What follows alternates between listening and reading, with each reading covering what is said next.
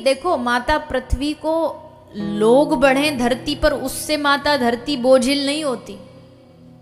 माता पृथ्वी बोझिल कब होती है? जब इस पर कोई पापी व्यक्ति जन्म लेता है, उसके पाप से धरती बोझिल होती है। पर वहीं अगर कोई इसमें भगवत भक्त पैदा हो जाता है। एक बात मैंने कहीं सुनी किसी महापुरुष के मुख से, वो बड़ी सुंदर बात थी। ये धरती किन के लिए है? बोले धरती भगवान के प्रेमियों के लिए है। ये सूरज किसके लिए है? ये सूरज भगवान के भक्त और प्रेमी वैष्णवों के लिए। सूरज उगता ही इसलिए कि सुबह सुबह उठूंगा और गंगा के घाट पर, यमुना जी के तट पर कोई साधु महापुरुष सुबह सुबह उठ करके सूर्य को अर्घ देने के लिए आएगा और उसके मुखमंडल का दर्शन करने के लिए सूर्योदय होता है, सूर्य दर्शन देता है। ये हवा किसके लिए है? ये वायु चलती है भगवान के प्रेमी जनों के, संत जनों के लिए। ये पानी किसके लिए है? ये पानी भी भगवान के प्यारे संत जनों, वैष्णव जनों के लिए। हम जैसे लोग तो बस उसका साइड में फायदा उठा लेते हैं। हम लोग तो साइड वाले हैं। ये प्रकृति, मैं ऐसा मानती हूँ, ये प्रकृति हमारे लिए नहीं, ये जल, ये हवा, ये पानी हमारे लिए, ये तो संत महापुरुषों के लिए है। उनकी सेवा करने में प्रकृति को आनंद भी आता। हमारी सेवा करने में क्या आनंद आएगा? पता है झूठा है, मक्कार है। संतों की सेवा करने के लिए प्रकृति लालायित रहती है। इसलिए एक लाइन कही जाती है ना कि संत न होते जगत में तो जर मरतो संसार। संत न होते जगत में तो संसार वैसा नहीं होता जैसा आज दिख रहा है।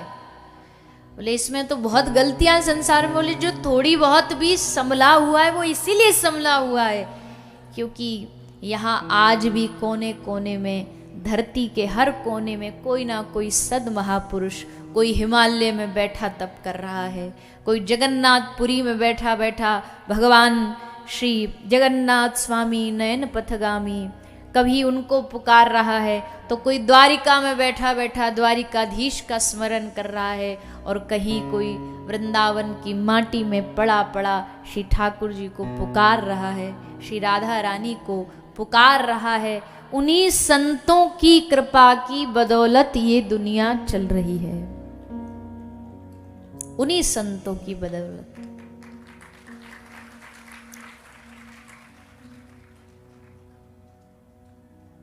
तो धरती जो माता पृथ्वी है वो पाप से बोझिल होती है, लेकिन जब इस धरती पर कोई भगवत भक्त पैदा होता है तो धरती खिल उठती है, प्रकृति आनंदित हो जाती है। हरि भक्त बालकपन सो हरि भजे, जग सो रहे उदास, तीरथ हु आशा करे कब आवे हरिदास। हम जाते तीर्थों में दर्शन करने के लिए, पर तीर्थ किसकी आशा करते हैं? कि कोई ऐसा भक्त हमारे इस तीर्थ में, धाम में आ जाए जिसका बचपन से ही जीवन भजन भक्ति में लगा हुआ, उसका दर्शन करके हमारा जीवन भी धन्य हो जाए। ऐसा तीर्थ सोचते हैं।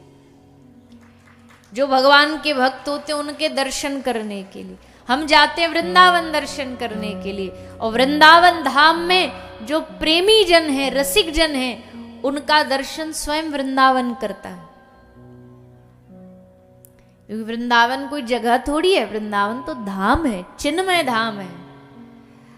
वृंदावन की अपनी आकृति है, वृंदावन का अपना स्वभाव है।